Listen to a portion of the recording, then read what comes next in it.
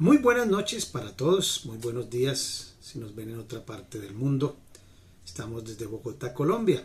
Su pastor y amigo Abimael Bustos.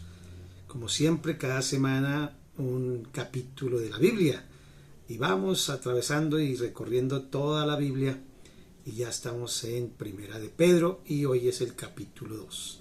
Así de que damos gracias a Dios por eso. Quiero hacerles antes un contexto rápido de lo que es esta carta. Ya lo hicimos, pero me gusta hacerlo antes de comenzar para que tengamos bien claro y no saquemos el texto fuera del contexto. Pedro, apóstol del Señor Jesucristo, ya en edad avanzada, escribe esta carta a todos los expatriados, a todos los que han salido de Jerusalén y que han sido y que están en diferentes ciudades, y ahí las comienza a nombrar.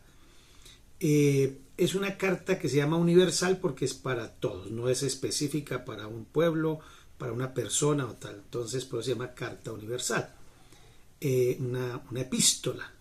Y Pedro, que fue un discípulo de Jesús, que ya hablamos que fue una de las personas que era un empresario, que poco, dicen algunos que poco letrado, pero que con el pasar del tiempo y después de que el Señor Jesús resucitó, lo reconcilia, le da autoridad y lo empodera para que guíe a la iglesia. Luego él da un discurso en Pentecostés que se convierte en más de 3,000 personas de todas las regiones y muestra a Dios ya su gracia, su inteligencia y la profundidad que tiene en cuanto a la palabra y en cuanto a la doctrina.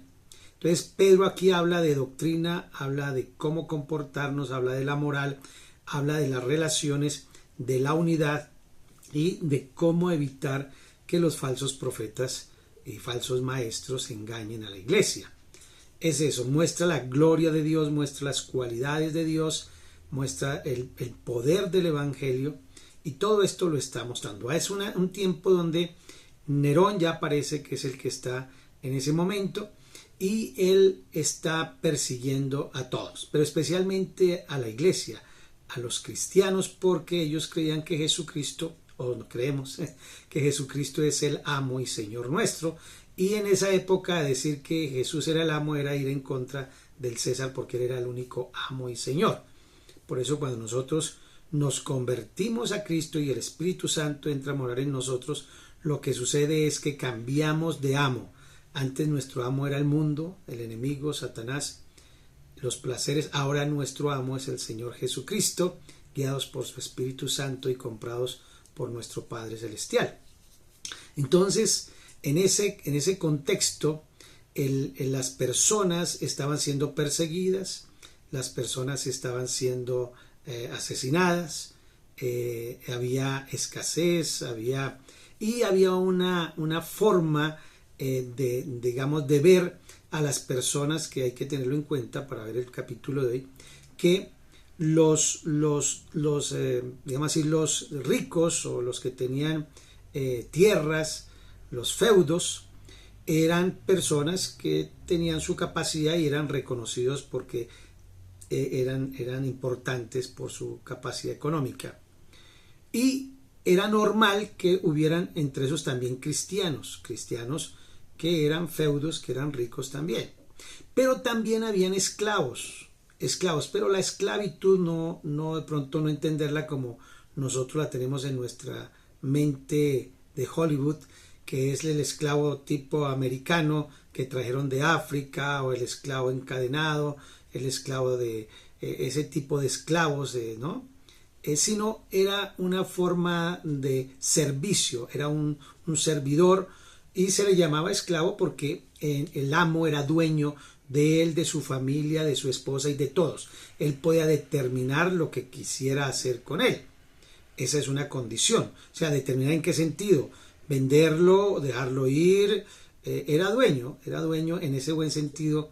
Entonces, pero la mayoría eran buenos amos, buenos jefes, por llamarlo ahorita de esa manera, y él era un empleado que era feliz de ser empleado. Habían otros que eran jefes malos o amos malos y esclavos que eran malos también, o sea, era igual, o servidores o empleados, para traerlo al contexto de hoy.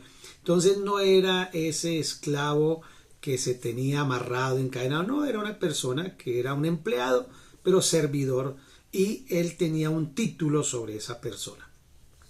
También ocurría que en esa época el hombre era una sociedad muy patriarcal. Entonces la mujer no tenía un valor en el contexto cultural, social de Roma. La mujer siempre era vista en una posición inferior.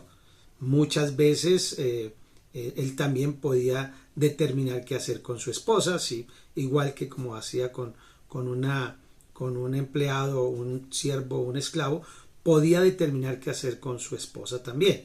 Estaban a ese nivel.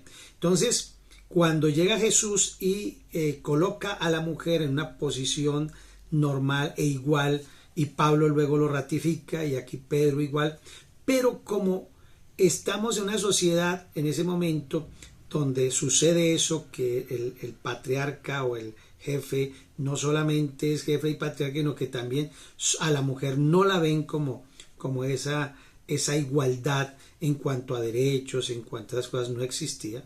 Hasta ahora, incluso en muchos lugares, tampoco existe. Entonces, Pedro y Pablo y todos los apóstoles dan recomendaciones a las personas, a los esclavos, a los jefes o a los ricos o a los dueños, y a las mujeres jóvenes, casadas y solteras. ¿Para qué? Para que seamos ejemplo para poder ganar al esposo, para poder ganar al jefe, para poder ganar a los que están en alta posición. Y entonces nos da unas claves. Usted puede rebelarse, usted puede, eso no lo dice, usted no se deje montar, usted también tiene sus derechos, nunca dice eso. Jesús y los apóstoles siempre mandaron que la forma más poderosa de ganar a alguien para que sea salvo eternamente y para siempre es a través de la humildad y del amor y de la sujeción. Esa es la forma de ganar. Entonces, la clave acá y todo lo que estamos buscando el Señor Jesús, Pablo, Pedro, Juan, todos, es llevar muchas personas al reino de los cielos. Y para llevarlas al reino de los cielos, yo puedo predicarles el evangelio, pero no me lo aceptan, porque mi ejemplo no es coherente. Entonces Jesús nos manda, allá en Lucas, a que seamos obedientes, a que los ganemos, a que amemos a los enemigos, a que amemos a las personas, que le ayudemos, que les sirvamos con corazón humilde, que si hay que llevar la carga unos metros, no, llévela muchos más. O sea, mostrar que somos diferentes a los demás que están en esta tierra. Por eso aquí Pedro hace el énfasis de que nosotros nos miremos como si fuéramos extranjeros en esta tierra. Ese es el objetivo. ¿Cuál es el objetivo? ¿Ganar mis derechos? No. ¿Cuál es mi objetivo? ¿Hacerme respetar? Tampoco. ¿Cuál es mi objetivo? ¿Hacer imponer el evangelio y obligarlo? No. El objetivo es ganar personas para Cristo a través del amor. Eso es todo el Nuevo Testamento. Ese es todo el Nuevo Testamento. Entonces, con ese preámbulo, ya hablamos de que Pedro es el autor, pero el que la escribe es el señor Espíndola, ¿no?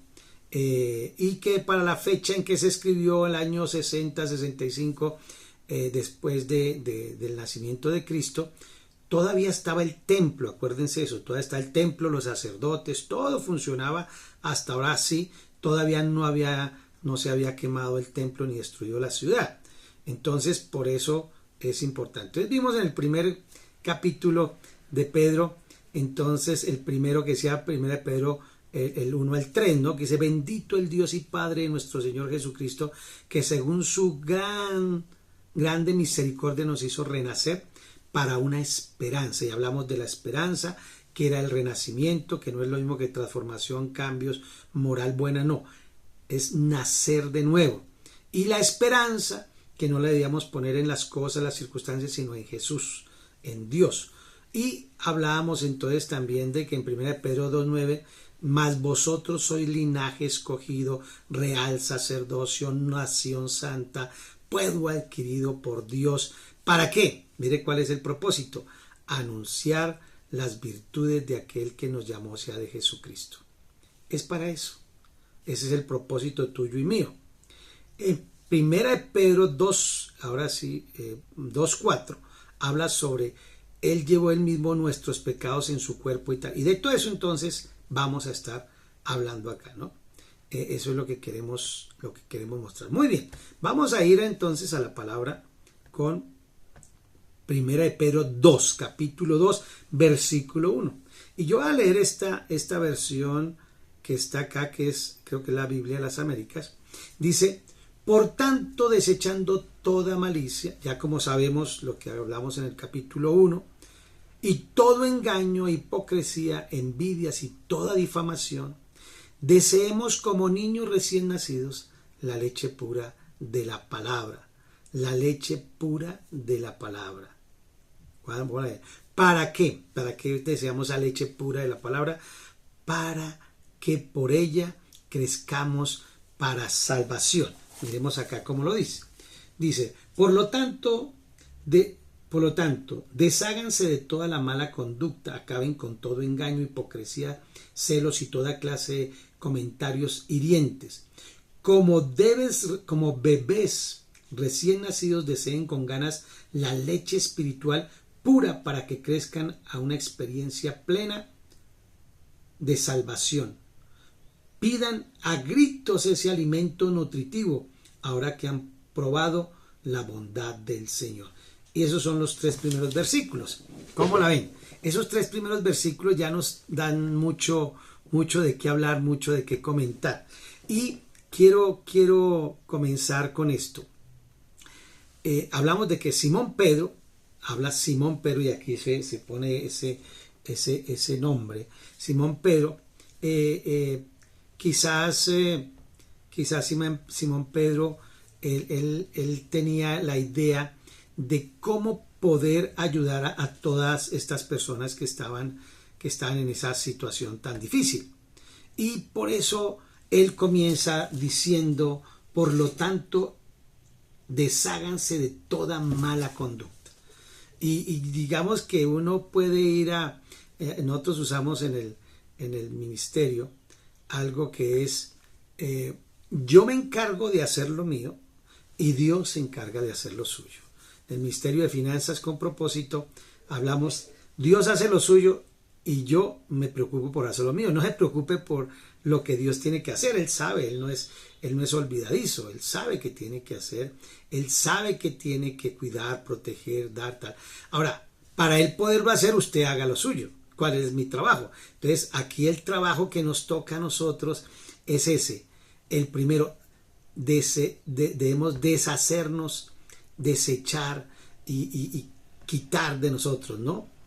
Entonces, al deshacernos de eso, de toda mala conducta, entonces dice que acá acabamos con todo engaño, hipocresía, celos, y esa es la mala conducta. ¿Cuál es la mala conducta?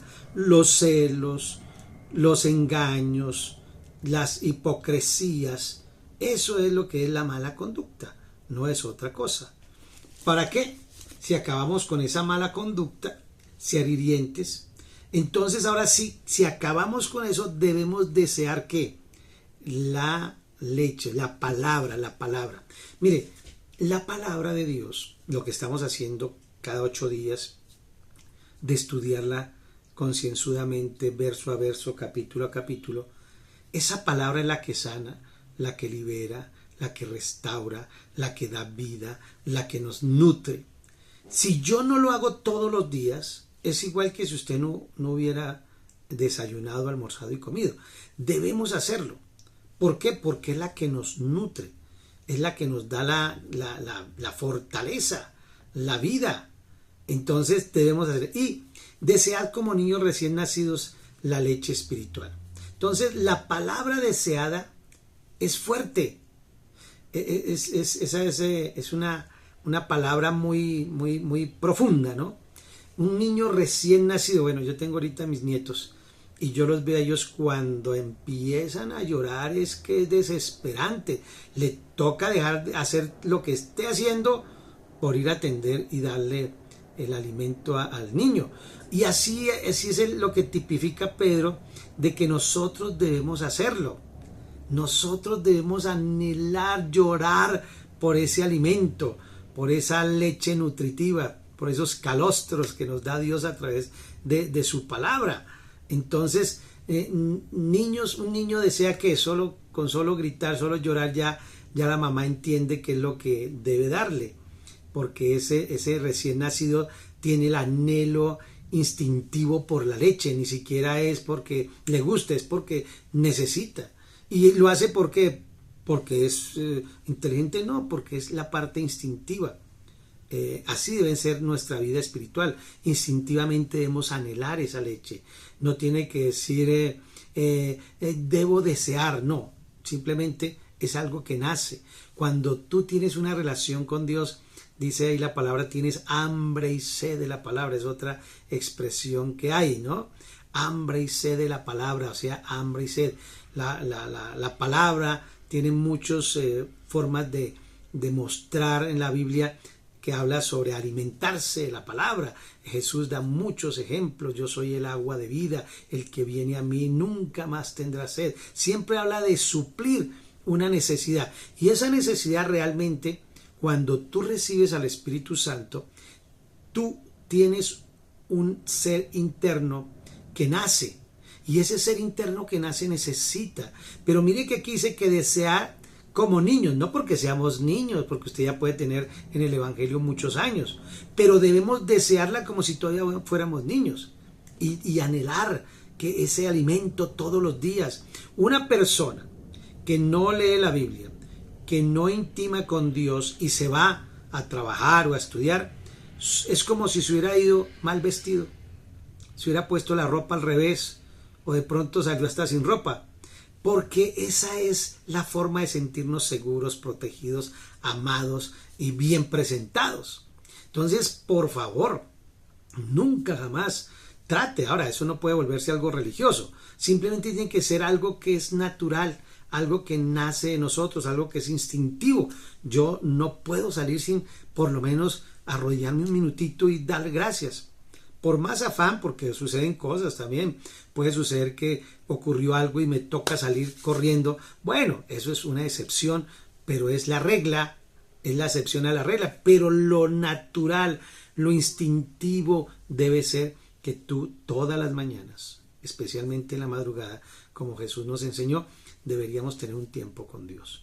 Que es a las 3 de la mañana, a las 4, problema suyo.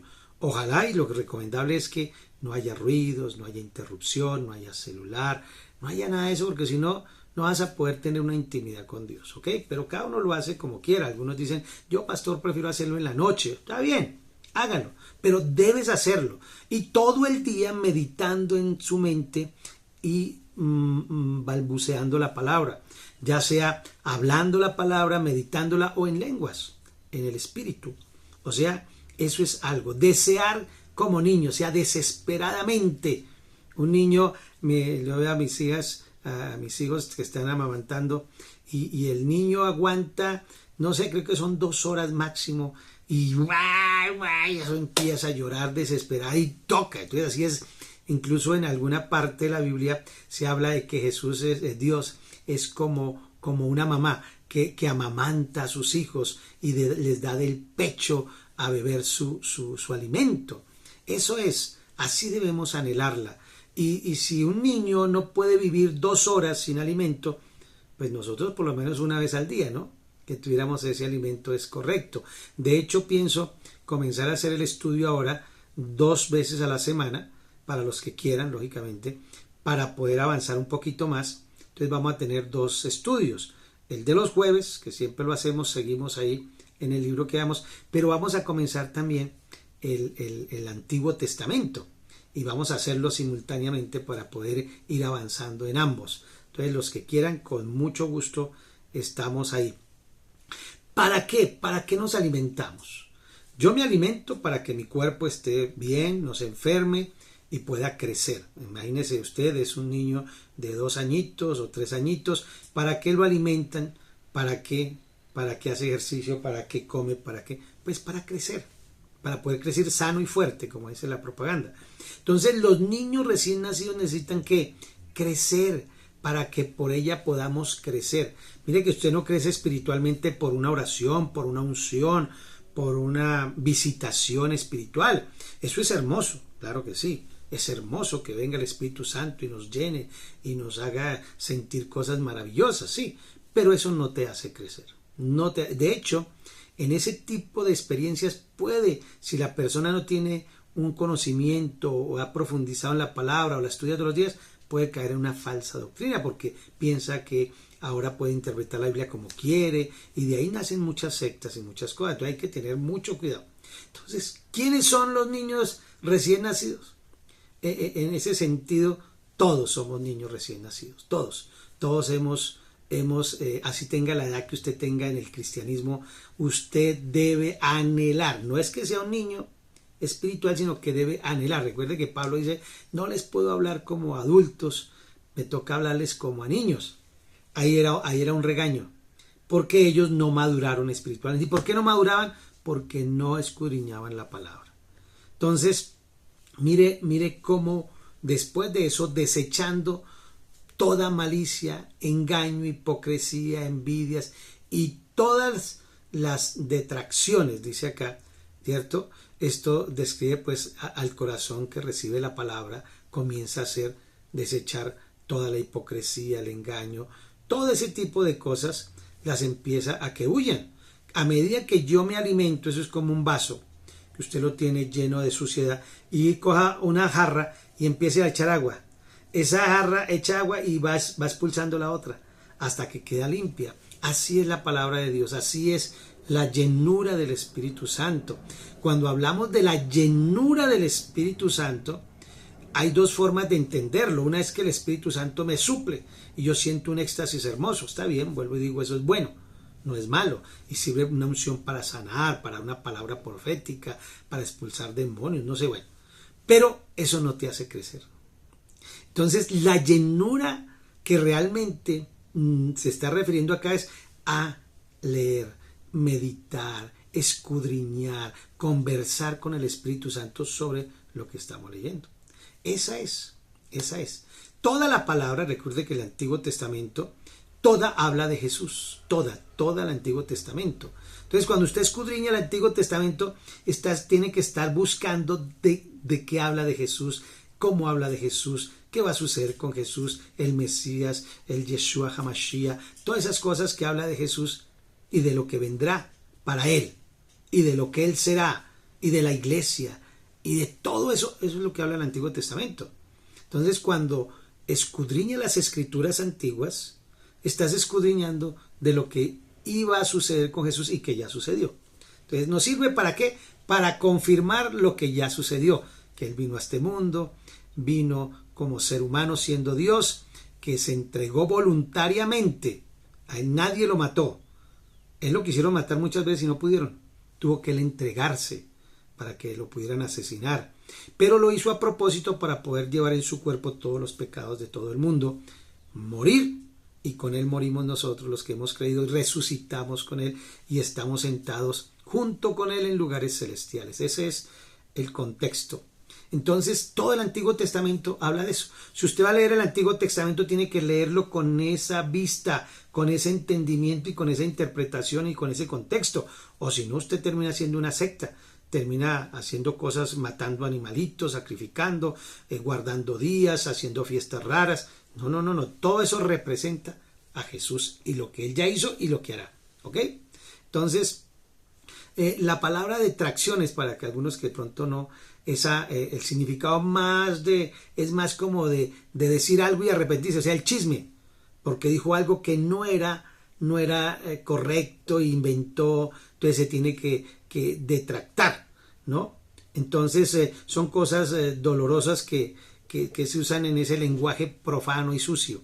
Entonces, ojo, si es que os ha gustado la benignidad del Señor. Si usted ya empezó a leer la Biblia, empieza a dejar todo esto, es porque usted realmente ha degustado de esa bondad, de esa benignidad de Cristo. Entonces hemos experimentado personalmente esa bondad nos ha cuidado, nos ha protegido, nos ha librado, hemos sentido su paz, su gozo. Vuelvo y digo, en este mundo eso no nos garantiza sino la paz interior, pero el sufrimiento exterior muy seguramente vamos a pasar y estamos viviendo algunas situaciones difíciles. Por eso esta carta de Pedro es tan importante, porque le está dando ánimo, así como lo hizo Santiago y así como lo hizo Hebreos y así como lo hemos venido mirando.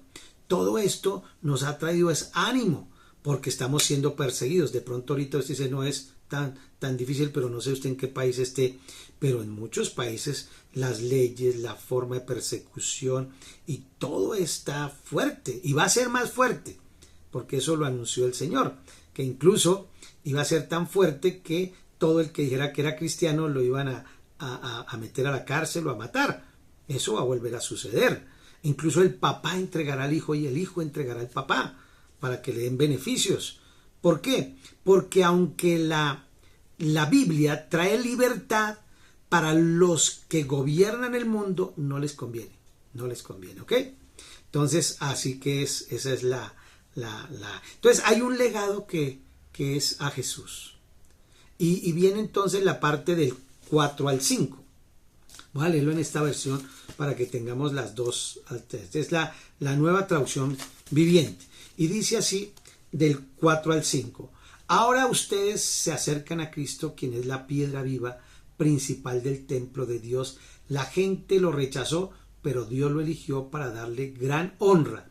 Y ustedes son las piedras vivas con las cuales Dios edifica su templo espiritual. Además son sacerdotes santos. Por la mediación de Jesucristo ustedes ofrecen sacrificios espirituales, no físicos, que agradan a Dios, como dice la Escritura. Pongo en Jerusalén una piedra principal elegida para gran honra, y todo el que confíe en él jamás será deshonrado. Y sigue hablando de la piedra. Así es, ustedes los que confían en él, en Jesucristo, reconocen la honra que Dios le ha dado a él. Pero para aquellos que lo rechazan, a Jesús, la piedra que los constructores rechazaron ahora se ha convertido en la piedra principal. Además, es la piedra que hace tropezar a muchos y es la roca que los hace caer. Tropiezan porque no obedecen la palabra de Dios y por eso se enfrentan con el destino que les fue preparado. Pero ustedes no son así, porque son pueblo elegido, son sacerdotes del Rey, una nación santa, posesión exclusiva de Dios.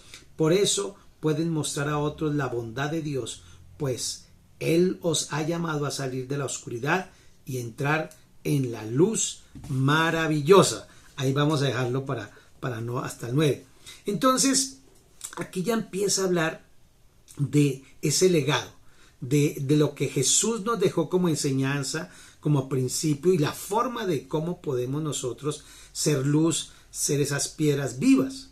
Entonces, debemos acercarnos primero a la piedra que es Jesús, ¿no? Hay muchas partes de la Biblia donde habla de la piedra. Recuerda ya en Génesis ¿cómo se llama? El profeta, el apóstol, mejor dicho, cuando sacó del pueblo de Egipto, iba Moisés y el Señor dijo, háblale a la piedra, y Moisés no habló, sino que la golpeó. Y la piedra era Jesús. La piedra, desde allá viene hablando de que la piedra era Jesús, no era otra. Y luego sigue hablando, y hay una historia que yo oí, esa no es mía, sino que la escuché leyendo todas estas cositas, que cuando mandó construir el templo, Salomón, parece, es algo así, no es una historia bíblica, es algo que es para hacer, porque es lo que quiere hablar acá Pedro. El rey Salomón mandó traer las piedras de otro lugar, habló con otro rey, le dijo, vea, listo, hagamos paces, pero yo voy a construirle una casa a Dios, a Jehová, porque mi padre me delegó esa responsabilidad. Entonces, yo quiero que me mande la madera y me mande las piedras ya cortadas. Aquí no, usted las corta ya y aquí nosotros las vamos a colocar. Y mándeme los constructores, porque ustedes son muy buenos. Y al rey le pareció bien y empezó a mandarle. Entonces, me imagino hicieron la maqueta y piedra por piedra la hicieron primero en el dibujo y luego en el tamaño real y empezaron a enviar. Y a medida que iban enviando, entonces iban colocando piedra, encajaban perfecto, pero llegó una vez una piedra que no encajaba, tenía una forma diferente, dijo, pero esta piedra aquí no encaja. Entonces, ¿qué hicieron? La pusieron a un lado. Y luego empezaron a llegar las otras piedras y siguieron. Pero esa estorbada, entonces la echaron para abajo y se cayó por allá. Quedó tirada por allá al fondo, se fue al abismo. Y ellos siguieron porque esa piedra no encajaba. ¿Ok? Cuando fueron a terminar, escribieron al rey. Mire, está todo perfecto, pero no podemos cerrar el arco, no podemos, porque falta una piedra. Falta la piedra angular. Y entonces le dice el rey, no, yo la mandé hace mucho, fue de las primeras que mandé. ¿Cómo así? Sí, se fue de las primeras. Entonces, mire el ejemplo, ¿por qué vienen los dichos de la piedra que desecharon los constructores? Porque esa piedra inicialmente no encajaba. Y muchos la desechan, así como desechan a Jesucristo, que es la piedra angular, es la piedra que sella todo, que encaja todo. Algunos dicen que es la que va en el arco, en la mitad del arco, para que todo descanse sobre esa piedra. Otros dicen que es la piedra angular, que es la que va en la esquina. Bueno, no importa, simplemente fue una piedra que era la más importante de la construcción y la desecharon. ¿Por qué? Y llegó de primeras, porque normalmente las personas rechazan a Jesús, rechazan la salvación por gracia, por amor. Ellos quieren algo que se tenga que ver como ellos, hasta no ver, no creer, hasta que no lo toquen, no lo creo. Hágame una señal, a ver si usted es Dios, muéstreme, a ver, hágame algún milagro, a ver. Ellos no van a recibir. Entonces desechan a Jesús. Recuerden que nosotros creemos y luego vemos la evidencia, vemos los milagros, las sanidades. Y el mundo quiere ver evidencias para creer. Ese tipifica a los judíos. Los judíos le exigían a Jesús evidencia, háganos señales. Mientras que los discípulos creyeron y ellos vieron las señales después de creer. Sí, captan esa parte tan maravillosa y bonita. Entonces, cuando estamos hablando de la piedra que desecharon los constructores, pues es Jesús. Y esa es la piedra que nos da vida, es la piedra que nos da salvación. Entonces, la imagen que Pedro aquí es que Dios es como el templo. Dios es el templo, ¿cierto? La casa espiritual es Dios. Y usando piedras vivas, que son que, pues tú y yo y todos los que recibimos somos piedras. Somos piedras, pero piedras vivas. Porque el templo de Dios no es una arquitectura, un diseño, no. Son personas. Es la iglesia de Jesucristo. Es la iglesia. Y Él es la piedra principal sobre la cual nosotros estamos construyendo esta iglesia. Y por eso dijo el Señor. Digo Dios, yo mismo construiré mi iglesia. ¿Y con quién? Contigo y conmigo y con todos los que van creyendo. Porque nosotros representamos esa iglesia, ese ladrillo, esa construcción. Cada vez que te ven a ti, están viendo parte del templo. Cada vez que te ven a ti, ven parte de la gloria de Dios. Entonces, esa casa es espiritual. Esa casa es una piedra. Y la piedra viva que representa, que es Jesús, también nosotros somos piedras vivas. O sea, Jesús es la principal. Y nosotros somos las piedras también que vamos armando esa casa espiritual. Ellos mismos son el templo. Cada uno de nosotros. Jesús fue llamado primero la piedra viva. Piedra viva. Él fue el primero que fue llamado así. Es por la unión en Él y por el nivel de responsabilidad que hay en la construcción. No puede ser cualquiera que construye el templo de Dios. Es Dios mismo, ¿no? Mas para Dios es preciosa, aunque los constructores, aunque el mundo rechace a Jesús, aunque los gobiernos rechacen a Jesús, aunque algunas personas rechacen y se burlen incluso de las piedras vivas, pues ¿sabe qué?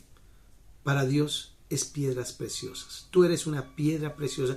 Y mire que no se refiere a un diamante, a una zafiro, no, una piedra para hacer un edificio. O sea, esa piedra, aunque parezca sencilla, es una piedra apreciada por Dios. Lógicamente Jesús como su Hijo, pero tú y yo también somos preciosos para Él. Y mire luego entonces cómo nos empieza a llamar. No solamente somos piedras que construyen ese templo, que el Dios está construyendo su propio templo, sino que ahora también, así como tenía un sacerdocio en el Antiguo Testamento, el templo tenía un sacerdote, y aquí nos está comparando a la iglesia con el templo de Salomón o el templo del Antiguo Testamento. Ahora el Señor toma la iglesia y comienza a comparar. Vea, este templo no va a ser como el de Salomón, ni como el de Herodes. Dijo el Señor Jesús, este templo, allá cuando lo iban a matar, va a ser destruido en 3 días, va a ser levantado. Y hablaba de él, este templo, y pum, lo matan. Y al 3er día resucitó, y ahí está. Y comenzó a crear ahora sí el verdadero templo, que es un templo espiritual, templo eterno, que es con personas. Sí, tremendo, ¿no? Y ese templo tenía ¿qué? Tenía sacerdotes, tenía un sumo sacerdote, tenía levitas, tenía sacrificios, tenía el lugar santo, el lugar santísimo, tenía el atrio, tenía el holocausto, tenía el candelabro, tenía los panes del propiciatorio, los panes sin levadura, todo lo que era el aroma allí, el incienso, las oraciones, todo eso. Entonces ahora Pedro le está tratando de dar como esa tipificación. Allá era físico, aquí es espiritual. ¿Y tú eres ahora qué? Tú eres sacerdote, eres sacerdocio, tienes el sacerdocio. Entonces nosotros somos un sacerdocio. Un sacerdocio es alguien que intercede por otros ante Dios. Alguien que le lleva un mensaje a Dios. Recuerda que el principal sacerdote y sumo sacerdote nuestro es Jesucristo. Y nosotros somos sus colaboradores, por llamarlo de esa manera. Entonces, ahora tú y yo somos ¿qué? Entienda eso y cláveselo acá y acá. Tú eres un sacerdote, o sea, un mediador, alguien que intercede por las personas ante Dios, alguien que dice, Dios, ayuda a él, sánalo, por favor, protégelo. Eso es un sacerdote. Tú y yo ahora somos esos sacerdotes santos, apartados.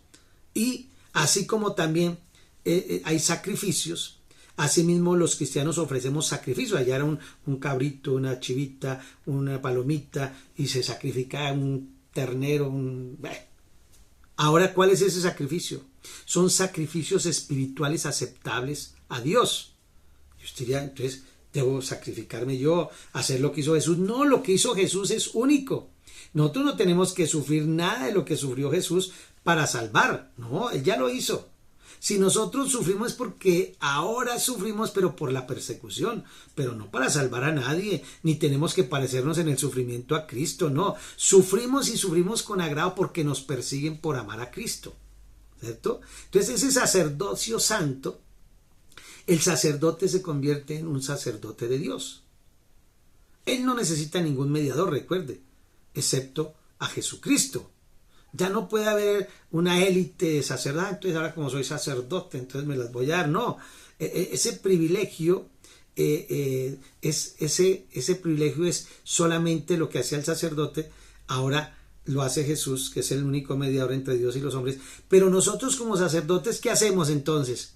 Claro, ayudamos, por eso usted ora, intercede, pero realmente llamamos a oración al sacerdote sumo, que es nuestro sumo sacerdote Jesucristo. Pero ¿qué hacemos nosotros? También el sacerdote alababa, hacía adoración a Dios, y eso es lo que hacemos nosotros como sacerdotes, adorar a Dios. ¿Y cuál es ese sacrificio? ¿Cuál es el sacrificio que debemos nosotros tener?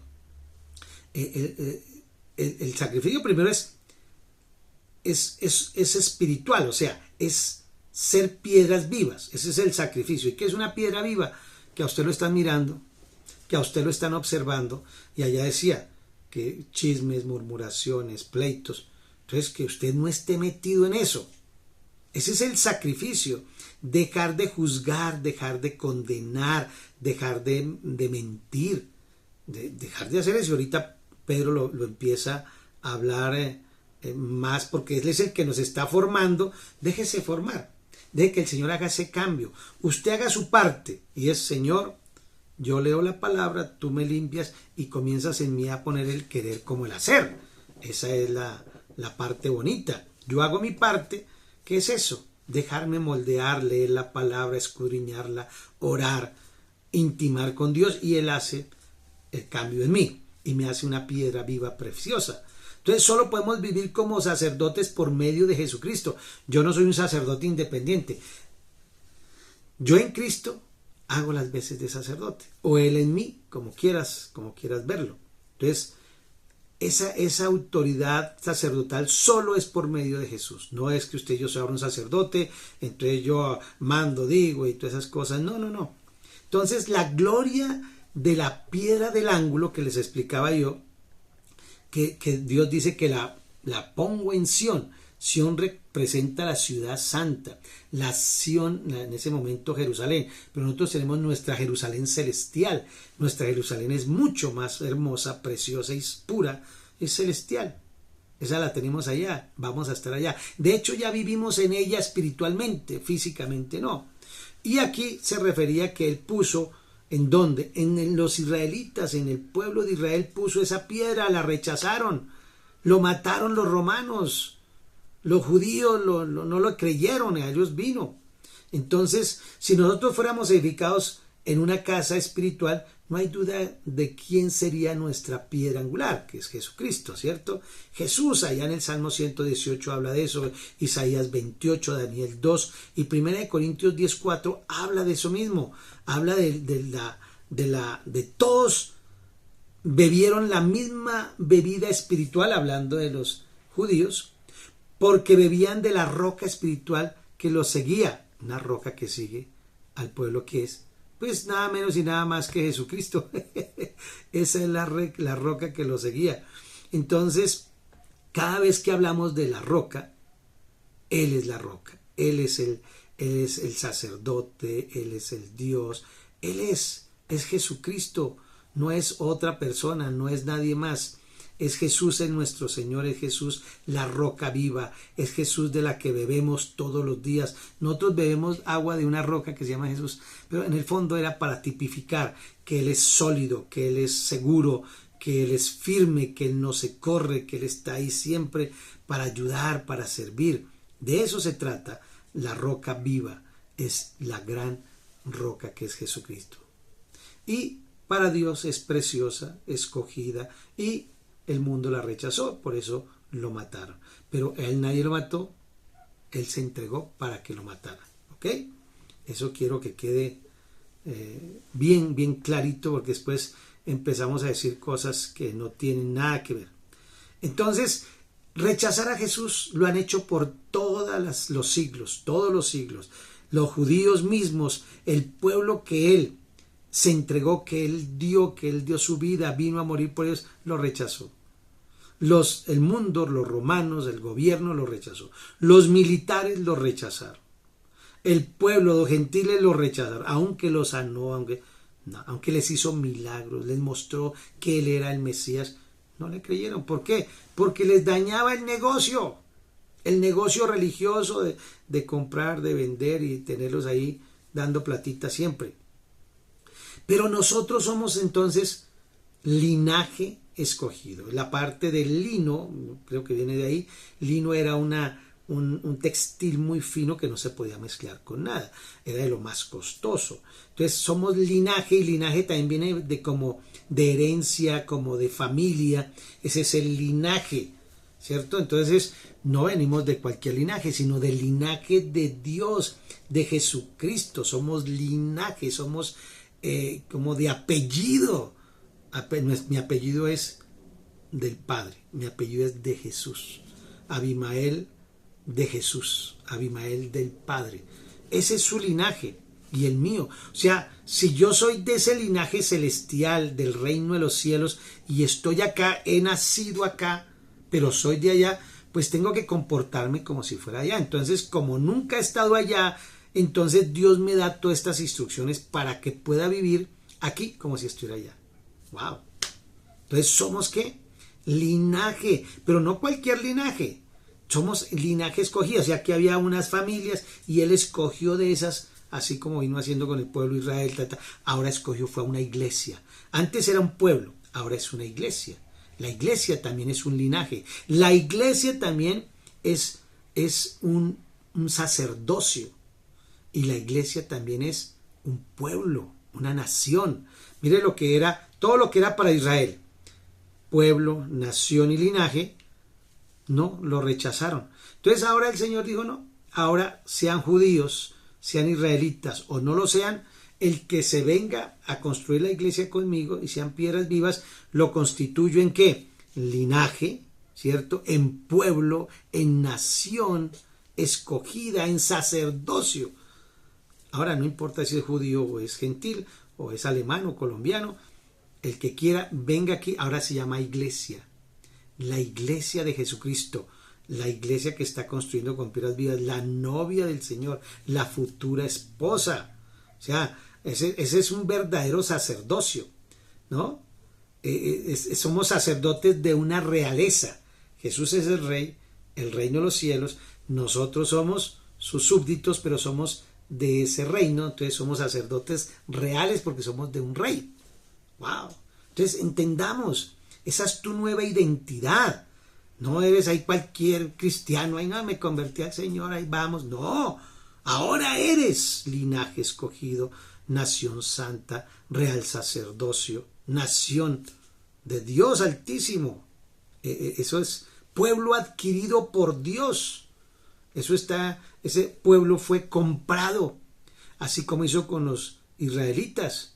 Ahora lo hizo con la iglesia. ¿Cuándo? En la cruz. Jesús nos compró con su preciosa sangre al derramar, al morir.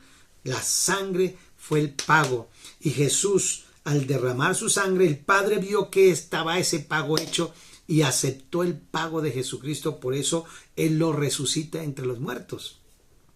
Ahora sí, entiende por qué somos un pueblo escogido por Dios. Nosotros, que en otro tiempo, ¿qué éramos? Éramos nada. No teníamos ni ciudadanía, ni linaje, ni sabíamos que era un sacerdote, nada de eso. Éramos pecadores, sin rumbo fijo. El Señor ahora nos adopta, nos hace hijos, nos hace sacerdotes reales, nos hace una nación. O sea que la iglesia es una nación. Me gusta mucho algo que hace el pastor Héctor Pardo, y es que él pertenece a la embajada cristiana en Jerusalén. Porque somos una nación y esa nación tiene una embajada en Jerusalén. Nosotros somos una nación que no tenemos un lugar geográfico porque estamos en todo el mundo, pero nuestro reino es de los cielos. Nosotros tenemos una nación. Tener acá una embajada, o sea que cada consulado es una iglesia. Cada iglesia es un consulado del reino de los cielos.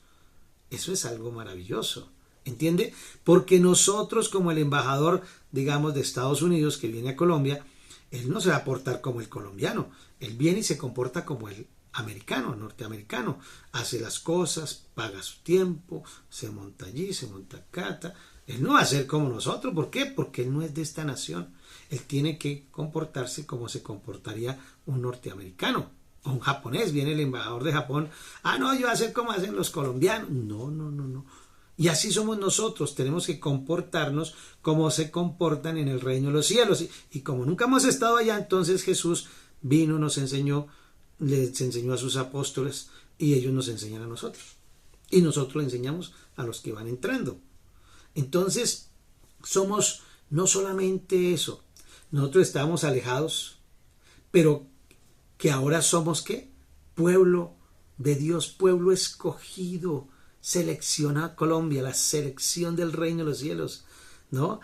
Pero ahora somos alcanzado misericordia. O sea, nos escogió. ¿Y por qué? Porque fuimos buenos. No merecemos nada. Nos escogió por misericordia porque vio el sacrificio que hizo Jesús. Entonces el Padre dice, no, por mi Hijo y todo lo que hizo Él, yo escojo a estos. ¿Por qué? Porque creímos. Pero ahora somos sacerdotes, somos real sacerdocio, somos pueblo escogido, somos luz y sal, todas esas cosas. ¿Para qué? ¿Para qué? Piedras vivas. Somos el templo de Dios, somos embajadores en esta tierra. ¿Para qué? ¿Para qué?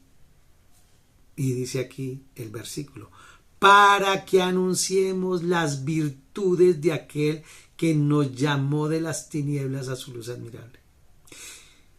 ¿Cuál es el propósito entonces de tener todos estos títulos, de ser piedras vivas? Anunciar. ¿Anunciar qué?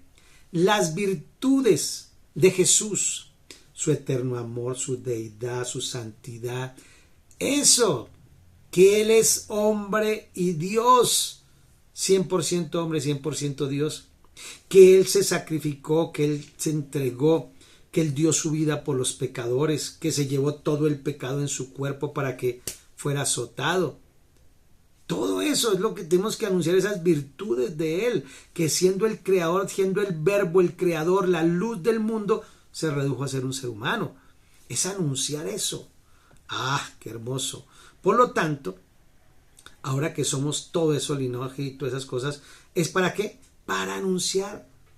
Y entonces dice, bueno, ¿y cómo podemos anunciarlo? Ay, ¿cómo? Es muy fácil. Allá en 1 de Pedro, del 11 al 12, dice, cuando llegamos a Jesús, debemos entonces abstenernos de los deseos carnales. Pero esa abstención, que debe ser natural, y yo debo dejar, debo evitar, debo decir no, debo huir, tengo que apoyarme por la palabra. A medida que me alimento del agua viva, de la palabra, me va quitando, ¿de acuerdo? Echamos el agua, va saliendo lo malo y queda lo bueno. No es porque, ay, no, yo no vuelvo a pecar, sigo pecando. ¿Por qué? Pues porque no me estoy alimentando, no estoy escudriñando la palabra. Entonces, dice, absténganse de los deseos carnales. Vea, abstenernos de los deseos carnales es cuando vivimos como extranjeros en esta tierra. Si usted va a otro país, Alemania, Japón, usted allá se abstiene de hacer cosas. ¿Por qué? Porque usted no sabe que puede ser malo, puede ser, me meten a la cárcel. De la misma manera, usted aquí tiene que comportarse, espere un momentito, eso no se puede hacer. No, de un momento. Aunque usted es nuevo, ha nacido nuevo y está en un cuerpo viejo que le gusta la carne, usted tiene que dominar, porque ahora no somos esclavos del pecado, sino de Cristo. Y hacemos lo que el Espíritu Santo nos manda hacer. Esa batalla contra el alma, ¿no? Pedro entiende que estos deseos carnales batallan contra nuestra alma. Los deseos carnales batallan contra nuestra alma, contra lo que ya es nuevo. Y entonces, recuerda que lo que salva es el alma, ¿no? El alma eres tú y soy yo. El alma, pero ahora mi alma es espiritual. Y batalla contra los deseos que están en mi carne. Pecar, mentir, robar y todas las cosas. Y están en esa batalla, por eso Él nos da esas herramientas de llenarnos del Espíritu, de la palabra, de alimentarnos, de intimar con Él, de meditar, de hablar en lenguas, de orar. Eso, hacemos ayuno y todo eso es ¿para qué? Para fortalecernos. Esa es la batalla contra el alma. Por eso es que hay tantos enfermos de SIDA y tantos enfermos. ¿Por qué? Porque caen en los deseos. Batalla contra el alma. Algunos escapan de alguna enfermedad, se libran, pero no quiere decir que por eso se salve su alma. Se salva su enfermedad, le dan algún remedio, pero va para el infierno si no se ha arrepentido. Entonces, mantengan buena vuestra manera de vivir entre las personas, entre los gentiles. ¿Para qué? Para que conozcan. Recuerden que el único propósito de portarnos bien, de hacer caso, es que simplemente podamos ganar gente para el Señor. Cuando llegamos a Jesús debemos mostrar su misión propia ante el gobierno. Por ejemplo, ¿para qué? ¿Para qué nos mostramos sumisos ante el gobierno? Para poder ganar personas. Nosotros no podemos estar en contra del gobierno. Nosotros no podemos estar haciendo huelgas, peleas, no. Lo siento mucho. Sí podemos protestar, ¿cómo? A nuestra manera, a la manera de Dios. Estamos en contra de lo que sucede en algún gobierno. Imagínense que en esa época el gobierno de Nerón mataba y asesinaba porque sí. Cualquiera que dijera chao y la propiedad es mía y qué. Despropiación. Desprópiese, decía Nerón. Ese cristiano quítele los hijos y quítele todo, tráiganos acá para el circo y los metemos allá con los leones. Desprópiese, decía ya Nerón. ¿Y qué decía Pedro? Por causa del Señor, allá en el primera de Pedro 2, 13 al 17, por causa del Señor, sométase a toda institución humana. ¿A cuántas? A toda. Ya sea del rey, hablemos acá, ya sea el presidente, como a superior, ya que sea gobernadores o alcaldes, como por él enviados, como por Dios puestos allí para castigo de los malhechores y alabanza de los que hacen el bien. Puede que hagan el mal. Eso lo sabemos. ¿Nerón que hacía el bien? No, porque esta es la voluntad de Dios. Wow, aquí sí eso a mí me pega muy duro, que soy bien, olvídese, yo soy rebelde ante las injusticias, sean del gobierno el que sea. Pero Dios me está hablando, Dios te está hablando. Sí. ¿Cómo podemos protestar? Pues nombremos políticos cristianos que no sean, pueden que salgan malos, pero por lo menos tienen principios y los podemos llamarle la atención. Pues usted nombra a los mismos que roban. ¿Cómo? Y antes está a favor y los defiende. Y no, ay, ¿por qué no? Qué triste, ¿no? No. Mire, haciendo el bien, no haciendo el mal, sino haciendo el bien, vamos a hacer callar la ignorancia de los hombres, que son insensatos, que no tienen sensatez. Como libres, usted es libre, yo soy libre ahora en Cristo, pero no como los que tienen libertad para pretexto para hacer lo malo, sino como siervos de Dios. Honrad a todos, amad a los hermanos y temed a Dios, honrando al rey. ¿Cómo tenemos temor de Dios? Cuando honramos al rey, cuando honramos las autoridades. Es por causa del Señor. No es porque nos vean bien, es por causa. ¿Y sabe qué? ¿Por qué por causa del Señor? Porque si yo me someto, claro, si me toca someterme a algo que viole la norma de mi Señor, yo sí no me someto, ni Pedro, ni nadie, ni Juan, ni ningún apóstol, ni tú, ni yo. Aborto. Que me obliguen a mí no pueden. Ahí sí, llévenme a la cárcel. Llévenme a la cárcel porque no va a poder hacerlo. Pero someterme en cuanto a impuestos, hágale. ¿Yo qué hago? Yo no soy de este país. Pero que me van a obligar a hacer algo que en el reino de Dios es prohibido, yo no lo hago. Ni usted tampoco. Eso es diferente, dijo Pedro. Es menester obedecer a Dios antes que a los hombres. Refiriéndose a que usted no me puede negar que yo hable de Jesús. Usted no me puede negar que yo lea la palabra, que ore. Usted no me puede negar eso. Entonces, él los puso como por él enviados. Ya en Primera de Corintios, en Romanos y en Corintios habla de eso, de que toda autoridad fue establecida por Dios. Que se porten mal o bien, ellos tienen allá su disciplina, seguramente. Pero yo no soy quien para disciplinarlo, a no ser que esté en un cargo como procurador o como fiscal o cosas de esas. De resto, yo tengo que hacer mi papel de este hijo de Dios, sacerdote, piedra viva, linaje escogido, pueblo santo, hijo de Dios. Así es que me tengo que comportar. No es fácil para mí esto que estoy enseñando, o que estoy entendiendo más bien. Porque se supone que las leyes, las autoridades, los gobernantes fueron para castigar a los malos y premiar a los buenos. En muchos países ocurre todo lo contrario y estaba ocurriendo allá en Roma. Era lo contrario. Al bueno, que era el cristiano que iba, lo mataban. Lo mataban. ¿Y qué dijo Pedro? Vea, mientras que usted pueda, sométase a la autoridad, pague los impuestos, hágale tranquilo. ¿Por qué? De esa manera, ¿qué es lo que buscamos? ¿Derechos? No nos interesan los derechos. ¿Qué buscamos? ¿Representantes? No, lo que nos interesa es ganarlos para Cristo. Ganarlos.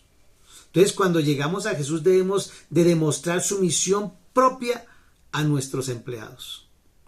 O sea, que si nuestros empleadores nos mandan, obedezca. Aquí no solamente refiere a las autoridades, sino también al jefe. Allá habla de los criados. Está sujeto con todo respeto a vuestros amos, a nuestros jefes, por llamarlo de alguna manera. No solamente a los buenos y afables, sino también a los difíciles de soportar. ¿Por qué? Porque esto merece aprobación. Si alguno a causa de la conciencia delante de Dios sufre molestias, padeciendo injustamente, pues que se gloríe Dios. Porque si usted sufre por causa de Cristo, si usted sufre, es perseguido, lo echan del trabajo, pierde un negocio, o lo meten a la cárcel, o lo quitan de la amistad, o lo sacan de la familia, gloríese de eso. Pero triste que a usted lo metan a la cárcel por ladrón, que lo metan a la cárcel por estafador, que lo echen de su casa porque usted es un vicioso. Eso sí es diferente. Pero si es por causa de Cristo, siéntase feliz. Por eso, criados, estén sujetos en todo respeto a vuestros amos, aun a los que no son buenos. Porque ¿sabe qué? Los ganamos para Cristo. ¡Aleluya! De eso se trata. El ejemplo lo dio Jesús, pues para esto fuiste llamados. Porque también Cristo padeció por nosotros, dejándonos ejemplo para que sigamos sus pisadas, el cual no hizo pecado, ni se halló engaño en su boca, quien cuando le maldecían no respondía con maldición. Cuando padecía no amenazaba, sino encomendabas la causa al juez que juzga todo correctamente, quien llevó él mismo nuestros pecados, y termina con esto, en su cuerpo, quien llevó todos nuestros pecados en su cuerpo sobre el madero, en la cruz, para que nosotros, tú y yo, diga yo, estando muertos en los pecados, vivamos a la justicia, y por cuya herida fuisteis sanados. Amén. Fuimos sanados de varias cosas, del pecado, del infierno, de la muerte, y fuimos sanados también en nuestro cuerpo. Yo creo lo mismo, yo creo que fuimos sanados del pecado, pero también fuimos sanados de las enfermedades, solo que ahora tenemos que creer, porque nosotros éramos como ovejas descarriadas, pero ahora sabemos que hemos vuelto al pastor y obispo de nuestras almas. ¡Aleluya! ¡Qué tremendo!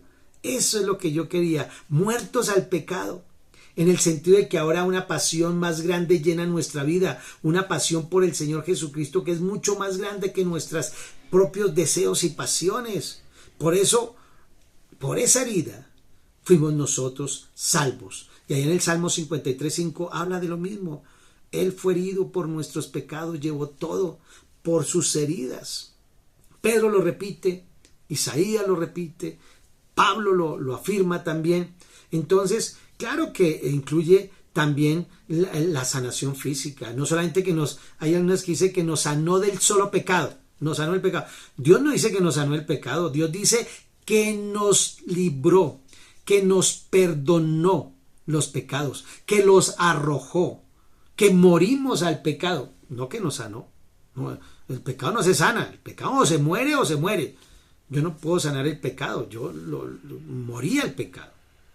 Entonces, aquí se refiere más a la parte física, a la parte mental, almática, que Dios nos sanó de locura, de esquizofrenia, de temores, de miedos, de depresiones, de estrés, de cáncer, de dolor de cabeza, migraña, de enfermedades, de lo que sea, del SIDA, y de todo eso nos libró el Señor en su herida, porque éramos como ovejas sin pastor. Pero ahora hemos vuelto ¿a quién? Al pastor y obispo, a nuestro Señor Jesucristo. A Él sea la gloria y la honra por los siglos de los siglos. Amén. Aleluya, los bendigo. Nos fuimos 2 minutitos más, pero no importa, era para bien. Espero que el próximo semana nos veamos para estudiar entonces Primera de Pedro 3 y sigamos. Y ahí vienen todas las instrucciones a las mujeres, a los papás, a los hijos, a todo, que es lo que dice, cómo comportarnos. ¿Para qué? Recuerde, ¿para qué? ¿Para qué nos comportamos bien? ¿Para que nos va bien? No, nos comportamos bien para ganar personas para Cristo. Dios me los bendiga.